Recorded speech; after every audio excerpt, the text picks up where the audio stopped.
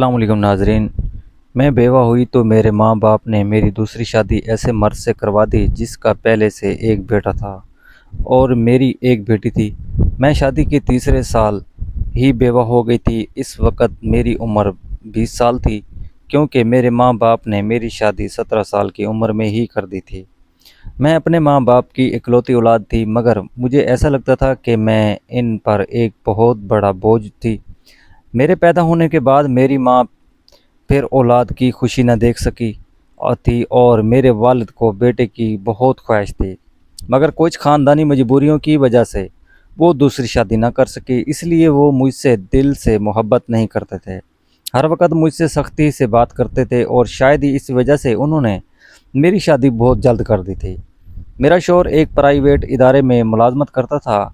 हमारी एक 2 साल की बेटी भी थी, मगर एक दिन दफ्तर से वापस आते हुए इसका हादसा हो गया और वो मौके पर ही दम तोड़ गया। वो दिन मेरे लिए किसी क़यामत से कम न था। इद्दत पूरी होने के बाद मेरे ससुर ने मुझे वालिदैन के घर भेज दिया था।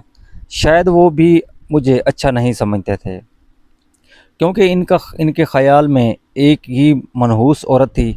खैर, मैं खामोशी से अपनी बेटी को सीने से लगाकर वालिदैन के घर आ गई। मेरे वालिदैन तो मुझे पहले ही बोझ समझते थे।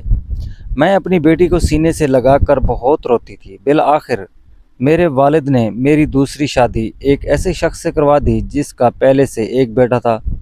मेरी एक बेटी थी। हम दोनों एक जैसे हालात से गुजर चुके थे, इसलिए हमारी शादी हो गई, वरना शायद मुझे रिश्ता भी न मिलता। इसके बेटे का नाम काशिफ था और मेरी बेटी का नाम जोया था। हम लोग साथ रहने लगे और वक्त गुजरता गया। जोया 17 साल की हो गई और काशिफ 15 साल का। जब मैं काशिफ के वालिद इस दुनिया से चले गए, यानी मेरा दूसरा शौहर भी वफ़ात पा गया। इनकी तबीयत काफ़ी अरसे से ख़राब रहती थी, इसलिए इनके इंतकाल के बाद घर के हालात भी आहिस्ता आहिस्ता बिगड़ने लगे। हमारा अपना था, इसलिए किराए की फ़िक्र नहीं थी। एक दिन हम सब सो रहे थे कि अचानक बहुत ज़ोर की आवाज़ आई और मेरा दिल धक से रह गया। मैं बुरी तरह घबरा गई। मैंने देखा कि आवाज़ काशिफ के कमरे से आई थी और इसके कमरे की छत गिर चुकी थी। मैं बुरी तरह घबरा गई कि कहीं काशिफ भी मलबे के नीचे तो नहीं आ गया। वो मेरे शौहर की आखिरी निशानी था। मैं दौड़कर इसकी तरफ गई तो वो वहाँ नहीं था। शायद वो बाथरूम जाने के लिए उठा था और इस वजह से इसकी जान बच गई थी, क्योंकि पूरी छत गिर चुकी थी। मैंने अल्लाह ताला का शुक्र अदा किया, लेकिन अब हमारे पास इतने पैसे नहीं थे कि हम दोबारा छत बनवा सकते। कमरा मुकम्मल तबाह हो चुका था, इसलिए हमने उसे इसी हाल में छोड़ दिया। और इसके बाद मैंने अपना बिस्तर किचन में लगा लिया और दोनों बच्चों को एक ही कमरे में सोने के लिए कह दिया, क्योंकि बाहर बहुत ज़्यादा सर्दी थी और वहाँ सोना मुमकिन नहीं था। कमरे में एक छोटा सा बेड था जिस पर पर्दा, 2 लोग भी मुश्किल से सो सकते थे, मगर मजबूरी थी, क्या करते। एक कमरा तो मेरे शौहर ने दुकान के लिए मखसूस कर रखा था। घर में सिर्फ 3 ही कमरे थे, हमारे रहने के लिए काफ़ी थे, लेकिन दुकान के लिए भी जगह ज़रूरी थी। एक दिन काशिफ और जोया हस्बे मामूल कमरे में सोए हुए थे। सुबह काशिफ उठकर नाश्ता करने बैठ गया, मगर जोया अभी तक सो रही थी। हालांकि इसकी आदत थी कि वो सुबह जल्दी उठ जाती थी। मैंने उसे आवाज़ दी, मगर वो ना उठी। जब मैंने करीब जाकर देखा तो वो बेहोश पड़ी थी। मैं बुरी तरह घबरा गई और फ़ौरन काशिफ से कहा कि मोहल्ले के डॉक्टर को बुला कर लाओ। डॉक्टर आया तो इसने कहा कि लड़की बहुत कमज़ोर है और इसके जिस्म में खून की कमी है। नाज़रीन, वीडियो अगर आपको अच्छी लग रही हो हमारी कहानी, तो प्लीज़ यार हमारे चैनल को ज़रूर सब्सक्राइब कर लें। आपका शुक्रिया। उसे कोई भारी काम ना करवाने दें और आराम करने दें, और दूध पिलाएं वगैरह खिलाएं, इंशाअल्लाह ठीक हो जाएगी। जब जोया को होश आया तो मैंने पूछा कि क्या हुआ था। वो कहने लगी कि पता नहीं, अचानक चक्कर आया और मैं बेहोश हो गई। मैंने उसे आराम करने को कहा और नाश्ता बनाने चली गई। जब मैं नाश्ता लेकर वापस आई तो वो कमरे में नहीं थे और बिस्तर से चादर भी गायब थी। मैं बाहर निकली तो देखा वो चादर धो रही थी। मैं फ़ौरन गुस्से में आ गई और कहा, अभी भी तुम्हें होश आया है और तुम यहाँ काम कर रही हो? डॉक्टर ने आराम करने को कहा है। تو وہ بولی کہ نہیں امی، یہ چادر دھونا ضروری ہے، بستر پر بچھانے کے لیے یہ ایک چادر ہے۔ میں نے کہا اتنی بھی گندی نہیں ہوئی تھی، میں خود دھو دیتی ہوں، مگر اس نے میری ایک نہ سنی۔ چادر دھو کر سکھانے کے لیے ڈال دی تھی اور اس کے بعد ناشتہ کیا، پھر کچھ دیر آرام کرتی رہی۔ کاشف صرف میٹرک تک پڑھا تھا اور ایک کریانہ کی دکان پر کام بھی کرتا تھا، جبکہ گھر والی دکان میں خود سنبھالتی تھی۔ ویسے بھی اس دکان پر زیادہ تر بچے ہی آتے تھے۔ دن اس طرح گزر گیا۔ اس روز کاشف نے کہا کہ وہ کھانا کھا کر آیا ہے اور کافی دیر سے گھر لوٹا تھا۔ زویا پہلے ہی کمرے میں جا کر سو چکی تھی۔ وہ بھی جا کر سو گیا۔ کچن میں بیٹھی چائے پی رہی تھی۔ نئی جگہ پر سونے کی وجہ سے نیند نہیں آ رہی تھی۔ میں اپنے شوہر کو یاد کر رہی تھی۔ میرا دوسرا شوہر بہت اچھا انسان تھا۔ اس نے کبھی مجھے میری پہلی شادی کا طعنہ نہیں دیا تھا۔ وہ زویا کو ہمیشہ اپنی بیٹی سمجھتا تھا اور میں نے بھی کبھی کاشف کو یہ احساس نہیں ہونے دیا کہ وہ میرا ستیلا بیٹا ہے۔ اس نے بھی مجھ سے بھرپور محبت پائی تھی۔ اب ہمیں اس کا سہارا تھا۔ وہی اس گھر کا واحد مرد تھا، ورنہ ہم عورتیں کہاں جاتیں۔ وہ محنت سے کام بھی کرتا تھا۔ میں اکثر اسے کہتی کہ اپنے آگے کی پڑھائی پرائیویٹ جاری رکھو تاکہ اچھی ڈگری حاصل کر کے بہترین نوکری کر سکو۔ وہ میری ہر بات مان لیتا تھا۔ اگلی صبح پھر کچھ ایسا ہوا کہ میں حیران رہ گئی۔ زویا ایک بار پھر بے ہوش ہو چکی تھی اور اس بار تو اس کی حالت پہلے سے بھی زیادہ خراب تھی۔ اس کا چہرہ اس قدر زرد تھا جیسے جسم کا سارا خون نچوڑ لیا گیا ہو۔ میں فوراً ڈاکٹر کو بلانے دوڑی۔ ڈاکٹر آیا تو اس نے ناراضگی سے کہا کہ میں نے اسے مکمل آرام کا مشورہ دیا تھا۔ آپ نے اسے کھانے میں کیا دیا تھا؟ میں نے ساری تفصیل بتائی اور کہا کہ میں نے یخنی بنائی تھی، پھل بھی کھلائے تھے اور پورا دن کوئی کام بھی نہیں کرنے دیا۔ پھر وہ دوبارہ اتنی کمزور کیسے ہو گئی؟ ڈاکٹر نے سنجیدگی سے کہا، اگر آپ نے اس بات کو سنجیدگی سے نہ لیا ہو تو آپ کی بیٹی، کیونکہ ایسا اچانک بے ہوش ہو جانا اور کئی گھنٹوں تک بے ہوش ہو جانا کوئی معمولی بات نہیں تھی۔ ڈاکٹر نے سختی سے تاکید کی اور وہاں سے چلا گیا۔ میں نے بھی جب اپنی بیٹی کو ہوش میں دیکھا تو اسے کہا کہ اگر اب تم نے دوبارہ کوئی کام کیا تو مجھ سے برا کوئی نہیں ہوگا، لیکن تھوڑی دیر بعد یہ دیکھ کر میں حیران رہ گئی کہ وہ پھر سے چادر دھو رہی تھی۔ اس بار اسے دور سے دیکھ کر حیران رہ گئی، کیونکہ جو کچھ بھی وہ کر رہی تھی وہ پوری ہوش حواس میں کر رہی تھی۔ آخر وہ بے ہوشی سے اٹھتے ہی چادر دھونا کیوں شروع کر دیتی ہے؟ یہ سب کیا ہو رہا تھا؟ وہ سب سے بے ہوش ہونا شروع ہوتی جب میرا بیٹا اس کے کمرے میں سونا شروع ہوا تھا۔ میرا بیٹا اس کے لیے غیر محرم تھا، لیکن بچپن سے دنوں میں ایک ساتھ پلے پڑے تھے اور ان دونوں میں تو بہن بھائیوں سے بھی زیادہ محبت تھی۔ پھر آخر ایسا کیا ہو رہا تھا کہ میری بیٹی کی طبیعت دن بدن خراب ہوتی جا رہی تھی؟ وہ ایک جوان لڑکی تھی، ابھی تو اس کی شادی بھی نہیں ہوئی تھی۔ جوانی میں تو بھی بہت طاقت ہوتی ہے۔ عورت عموماً کمزور تب ہوتی ہے جب وہ بچے پیدا کرتی ہے، لیکن ایک جوان لڑکی کا اس طرح بار بار بے ہوش ہونا کوئی معمولی بات نہیں تھی۔ اس نے چادر دھو کر تار پر پھیلا دی اور بار بار آس پاس دیکھ رہی تھی، جیسے اسے ڈر ہو کہ کہیں میں نے اسے دیکھ نہ لیا ہو۔ میں کچن میں کھڑی سب کچھ دیکھ رہی تھی، لیکن میں نے اسے ظاہر نہیں ہونے دیا۔ دوبارہ وہ واپس جا کر بستر پر لیٹ گئی اور اوپر والی چادر اوڑھ لی تاکہ مجھے یہ معلوم نہ ہو سکے کہ نیچے والی چادر موجود ہے یا نہیں۔ میں نے اسے ناشتہ کروایا اور دوائی بھی دی۔ ہماری دکان اچھی نہیں چل رہی تھی۔ وہاں کوئی بڑا گاہک نہیں آتا تھا، صرف بچے گولیاں اور ٹافیاں خریدنے آتے تھے جو 5-10 روپے دے کر چلے جاتے تھے۔ اس طرح گزارا کرنا بہت مشکل تھا۔ میں بہت پریشان رہتی تھی، لیکن اپنے بچوں کو کچھ نہیں بتاتی تھی، خاص طور پر کاشف کو، کیونکہ وہ پہلے ہی نوکری کر رہا تھا۔ اگر میں اسے گھر کی پریشانی بھی بتا دیتی تو وہ زیادہ فکر مند ہو جاتا، لیکن میں نے اندر ہی اندر گھیل رہی تھی۔ اوپر سے ڈاکٹر نے کہا تھا کہ بیٹی کو اچھی غذا اور دو، مگر گھر میں تو دال روٹی کے پیسے بھی مشکل سے پورے ہو رہے تھے۔ ایک دن کچھ ایسا ہوا جسے مجھے اور زیادہ الجھن میں ڈال دیا۔ میں نے اپنے بیٹے اور بیٹی کو آپس میں ایسی باتیں کرتے سنا جس کی وجہ مجھے بالکل سمجھ نہیں آئی۔ میری بیٹی کہہ رہی تھی کہ تم نے تو ابھی سے اپنی طبیعت خراب کر لی ہے، اس طرح تو نہیں چلے گا۔ اگر تمہیں اتنا مسئلہ ہو رہا ہے تو پھر ہم یہ سب نہیں کر سکتے۔ کاشف نے جواب دیا، نہیں، مجھے یہ کام کرنا ہے اور سے موقع بار بار نہیں ملتے، اور مجھے کیا معلوم تھا کہ میرے ساتھ یہ سب کچھ ہو جائے گا۔ مجھے تو اندازہ ہی نہیں تھا کہ میرے اندر اتنی بھی ہمت نہیں ہے۔ پھر کاشف نے کہا، اب تو تمہیں پتہ چل گیا ہے کہ نہ تمہاری زندگی کو خطرے میں نہیں ڈال سکتے۔ زویا نے جواب دیا، نہیں، صرف 2-4 ہفتوں کی تو بات ہے، اس کے بعد یہ موقع نہیں ملے گا۔ ان کی باتیں سن کر میں حیران رہ گئی۔ آخر یہ سب کیا ہو رہا تھا؟ ایک دن تو میں اور بھی زیادہ حیران ہو گئی۔ صبح سویرے زویا نے پھر چادر دھو کر دیوار پر ڈالی ہوئی تھی اور ایک طرف کھڑی کائی کر رہی تھی۔ میں فوراً اس کے پاس گئی اور پوچھا، کیا ہوا ہے تمہیں؟ تو وہ کہنے لگی، اچانک طبیعت خراب ہو گئی ہے۔ میں نے کہا، اس کا کیا مطلب ہے؟ تمہاری طبیعت خراب کیوں ہو رہی ہے؟ اور تم بار بار چادر کیوں دھو رہی ہو؟ آخر مجھ سے کیا چھپا رہی ہو؟ اگر مجھے معلوم ہو گیا کہ تم نے کوئی ایسی حرکت کی ہے جس سے میری اور تمہاری عزت خطرے میں پڑ گئی ہے تو میں تمہیں کبھی معاف نہیں کروں گی۔ میری بات سن کر وہ حیران ہو گئی اور اس نے کہا، امی، آپ کیسی باتیں کر رہی ہیں؟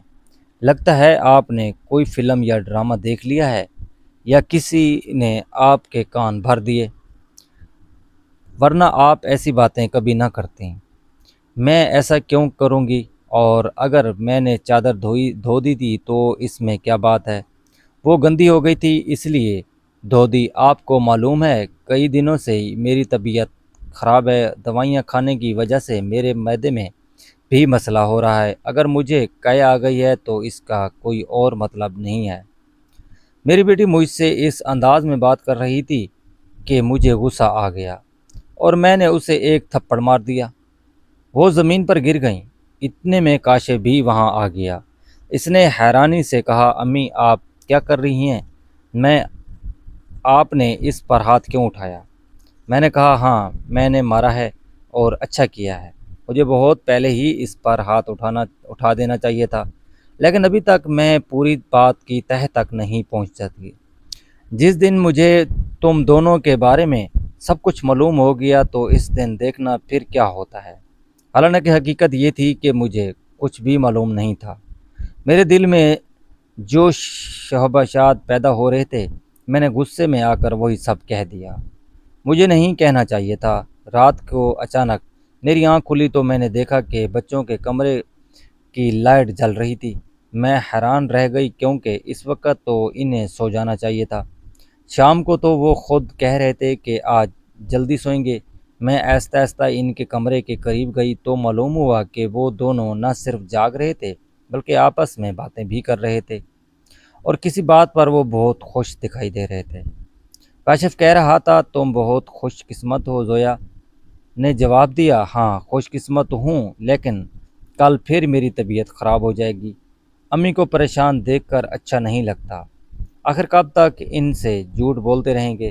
کاشف نے کہا، بس چند دن اور پھر سب کچھ ٹھیک ہو جائے گا۔ ان کی باتیں سن کر میں اور زویا زیادہ پریشان ہو گئی۔ اس بار مجھ سے رہا نہ گیا۔ میں نے دروازہ کھولنے کی کوشش کی تو حیران رہ گئی۔ دروازہ اندر سے بند تھا۔ آخر اسے بند کرنے کی کیا ضرورت تھی؟ موسم بھی بدل رہا تھا اور دروازہ کھول کر سو جانا زیادہ بہتر تھا۔ میں نے بار دروازہ کھٹکھٹایا، لیکن حیرت کی بات یہ تھی کہ انہوں نے دروازہ کھولنے میں تقریباً آدھا گھنٹہ لگا دیا۔ جب دروازہ کھلا تو کمرے میں ان دونوں کے علاوہ کوئی بھی نہیں تھا، اور دونوں ایسے بیٹھے تھے جیسے ابھی نیند سے جاگے ہوں۔ میں نے کہا، جھوٹ مت بولو، تم دونوں جاگ رہے تھے اور باتیں کر رہے تھے۔ لیکن انہوں نے کہا کہ ہم اس وقت کیوں جاگیں گے اور باتیں کیوں کریں گے؟ ہمارا کون سا امتحان ہے جس کی تیاری کر رہے ہوں؟ ہم تو سو رہے تھے۔ ان کی حرکتیں میری سمجھ سے باہر تھیں۔ میرے پاس ان کی بات کا کوئی جواب بھی نہیں تھا، کیونکہ وہ واقعی ہی ایسے لگ رہے تھے جیسے ابھی نیند سے بیدار ہوئے ہوں۔ آخرکار میں خاموشی سے وہاں سے واپس آ گئی، لیکن مجھے یقین ہو گیا تھا کہ کوئی نہ کوئی راز ضرور ہے۔ کچھ دن بعد میں نے زویا کے بازو پر نیلے نشانات دیکھے اور کسی چوٹ کے نشان لگ رہے تھے۔ میں نے اسے پوچھا تو اس نے کہا کہ سبزی کاٹتے وقت چھری لگ گئی تھی، لیکن چھری انگلی پر لگتی ہے، بازو پر نہیں، اور وہ بھی بار بار میری بیٹی مجھ سے کچھ نہ کچھ تو ضرور چھپا رہی تھی۔ کبھی بے ہوشی ہو جاتی، کبھی اس کے جسم پر عجیب و غریب نشان نظر آتے تھے، اور کبھی وہ اٹھتے ہی بستر کی چادر دھونے لگتی۔ میں ویسے پوچھنا نہیں چاہتی تھی، لیکن مجھے احساس ہو رہا تھا کہ غلطی میری اپنی تھی۔ میں نے آگ اور اپنی پانی کو ایک ساتھ کیوں رکھا؟ مجھے ایسا نہیں کرنا چاہیے تھا۔ میں نے سوچ لیا تھا کہ اب مجھے کیا کرنا چاہیے۔ مجھے دین کی بہت اچھی سمجھ تھی۔ میں بار بار یہی سوچتی تھی کہ جب اسلام نے 10 سال کی عمر کے بعد بچوں کے بستر الگ کرنے کا حکم دیا ہے تو پھر میں کیسے ایک لڑکے کو اور لڑکی کو ایک ہی کمرے میں سلا رہی تھی، چاہے وہ بہن بھائی کی طرح ہی کیوں نہ ہوں، پلے پڑے ہوں۔ میں اپنی ہی غلطی کو کوس رہی تھی، کیونکہ جب ہم دین کے حکم کے خلاف جاتے ہیں تو مسائل پیدا ہوتے ہی ہیں۔ میرے ذہن میں جس قسم کے خیالات آ رہے تھے، اگر خدا نخواستہ وہ سچ ثابت ہو جاتے تو میں اس سارے معاملے کی ذمہ دار میں خود ہوتی۔ اب میں نے اپنے دونوں بچوں پر نظر رکھنے کی ایک دن میں نے دیکھا کہ کاشف زویا کو کوئی چیز لا کر دے رہا ہے۔ میں خاموشی سے ان کی باتیں سننے لگی۔ کاشف کہہ رہا تھا کہ یہ دوائی ہے، تمہارے مسئلے کے لیے، اسے کھا لو تو سب ٹھیک ہو جائے گا۔ اس نے چھپ کر کچھ گولیاں زویا کو دیں۔ میں یہ دیکھ کر پریشان ہو گئی کہ آخر یہ کیسی دوائی ہے اور کون سا مسئلہ ہے، جیسے یہ دونوں مجھ سے چھپا کر حل کرنا چاہتے ہیں۔ زویا نے فوراً وہ گولیاں لے کر اپنے دوپٹے میں چھپا لیں۔ پھر کاشف نے کہا کہ رات کو سونے سے پہلے یہ کھا لینا، پھر اگلے دن تم بے ہوش نہیں ہوگی۔ واقعی ہی 2-3 دن تک زویا بے ہوش نہیں ہوئی، لیکن اس کے بعد شاید دوائی ختم ہو گئی اور ایک دن پھر وہ بے ہوش ہو گئی۔ اس دن کاشف گھر پر نہیں تھا۔ میں نے سوچا کہ آج موقع ہے اور مجھے حقیقت جان لینی چاہیے۔ میں نے بہت احتیاط سے بستر کی چادر کھینچی اور اپنے کمرے میں لے آئی۔ میں نے جاننا چاہتی تھی کہ آخر اس چادر پر ایسا کیا ہوتا ہے جس کی وجہ سے میری بیٹی صبح اٹھتے ہی اسے دھونا شروع کر دیتی ہے اور اپنی بیماری کا بھی خیال نہیں کرتی۔ جب میں نے چادر کو غور سے دیکھا تو پہلے تو کچھ نظر نہ آیا، لیکن اچانک میری نظر اس پر پڑے ہوئے سفید چھوٹے چھوٹے بالوں پر پڑی۔ پوری چادر ان بالوں سے بھری ہوئی تھی۔ میں حیران رہ گئی، یہ کسی چیز کے بال تھے اور یہاں کیسے آئے تھے؟ میں بہت دیر تک سوچتی رہی، لیکن کسی نتیجے پر نہ پہنچ سکی۔ میں پہلے ہی بچوں کی حرکتوں کی وجہ سے پریشان تھی، اس لیے میرا ذہن طرح طرح کی باتیں سوچ رہا تھا۔ اتنے میں زویا کو شاید اندازہ ہو گیا کہ میں نے چادر دیکھ لی ہے۔ وہ میرے پاس آ کر بیٹھ گئیں اور کچھ گھبرائی سی لگ رہی تھیں۔ میں نے اس سے پوچھا، کیا بات ہے؟ تم پریشان کیوں ہو؟ اس نے کہا، امی وہ چادر کہاں ہے؟ میں نے پوچھا، کون سی چادر؟ تو وہ بولی، جو بستر پر تھی، میں نے دھو کر لانی تھی۔ پھر وہ جانے لگی، لیکن میں نے اس کا ہاتھ پکڑ لیا اور کہا کہ میں سب کچھ دیکھ چکی ہوں، مجھے سچ سچ بتا دو کہ یہ سب کیا ہے، کیونکہ میرے ذہن میں بہت بڑے خیالات آ رہے تھے۔ میری بات سن کر زویا نے گھبرا کر سانس لیا اور پھر ایسی بات بتائی، میرے پیروں تلے سے زمین نکل گئی۔ اس نے کہا، امی جیسا آپ سوچ رہی ہیں ویسا بالکل نہیں ہے۔ دراصل ہم نے دیکھ لیا تھا کہ گھر کے حالات اچھے نہیں ہیں، دکان بھی اچھی نہیں چل رہی اور کاشف بھی زیادہ پیسے نہیں کما رہا تھا۔ ہمیں ایسا کوئی کام نہیں مل رہا تھا جو ہم کر سکتے۔ پھر کاشف کے ایک دوست نے اسے ایک کام دیا۔ اس کے پاس کچھ خاص نسل کے بلی کے بچے تھے جن کی تعداد 3-4 تھی، لیکن وہ انہیں سنبھال نہیں پا رہا تھا، اس لیے اس نے یہ ذمہ داری ہمیں دے دی اور اس کے بدلے بہت اچھے پیسے دینے لگا۔ کاشف دن بھر ان کے پاس رہتا تھا، لیکن رات کو اسے آرام کی ضرورت ہوتی تھی، اس لیے وہ بلی کے بچوں کو گھر لے آتا اور رات کو میں ان کی دیکھ بھال کرتی تھی۔ انہی کے بال چادر پر لگ جاتے تھے، جنہیں میں صبح اٹھتے ہی دھو دیتی تھی، کیونکہ مجھے معلوم تھا کہ آپ کو پالتو جانور پسند نہیں ہیں اور ہم آپ کو یہ سب بتانا بھی نہیں چاہتے تھے۔ بعد میں مجھے معلوم ہوا کہ مجھے ان بلیوں سے الرجی ہے، اس وجہ سے میری طبیعت خراب ہو جاتی تھی اور میں بے ہوش ہو جاتی تھی۔ کاشف جو دوائی لایا تھا وہ بھی اس لیے الرجی کے لیے تھی تاکہ میری حالت بہتر ہو سکے۔ امی کاشف کا دوست بہت امیر آدمی ہے اور وہ اس کام کے ہمیں بہت اچھے پیسے دے رہا تھا۔ وہ روزانہ 5,000 روپے دیتا تھا اور آج ان بلیوں کے بچوں کا ہمارے گھر آخری دن تھا کیونکہ وہ انہیں دوسرے شہر لے جا رہا۔ ہم نے اتنے پیسے جمع کر لیے ہیں کہ اب ہم کمرے کی چھت بھی بنوا سکتے ہیں اور گھر کا راشن بھی خرید سکتے ہیں۔ ہمیں معلوم تھا کہ آپ کو پالتو جانور پسند نہیں ہیں، اس لیے ہم آپ کو یہ بات نہیں بتائی، لیکن آپ نے تو نہ جانے ہمارے بارے میں کیا کیا سوچ لیا۔ آپ نے ہم پر اتنا شک کیا کہ اس دن آپ کی باتیں ہمارے دلوں میں تیر کی طرح لگیں۔ امی، میں جانتی ہوں کہ کاشف میرا سوتیلا بھائی ہے، لیکن وہ میرے سگے بھائیوں سے بھی بڑھ کر ہے۔ اس نے ہمیشہ میرے لیے اچھا ہی سوچا۔ اس کا اپنا باپ اس دنیا میں نہیں رہا اور اس کے اپنے رشتہ دار بھی ہیں اور جو ہم سے کہیں زیادہ امیر ہیں۔ وہ چاہتا تو ان کے ساتھ جا کر رہ سکتا تھا، لیکن اس نے ہمیشہ ہمارا ساتھ دیا کیونکہ وہ ہمیں اکیلا نہیں چھوڑنا چاہتا تھا۔